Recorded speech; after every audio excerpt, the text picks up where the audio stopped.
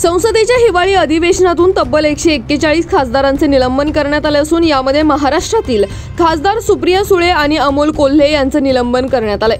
राष्ट्रवादी काँग्रेसच्या रिक्षा संघटनेने पुण्यात पोस्टर लावलेत। संसदेच्या हिवाळी अधिवेशनात खासदारांवर झालेल्या निलंबनाच्या कारवाईनंतर आता त्याचे पडसाद पुण्यातही उमटू लागलेत। पुण्यातील दांडेकर पूल परिसरात थेट मोदींची तुलना हिटलरशी केल्याचे पोस्टर राष्ट्रवादीकडून लावण्यात आलेत।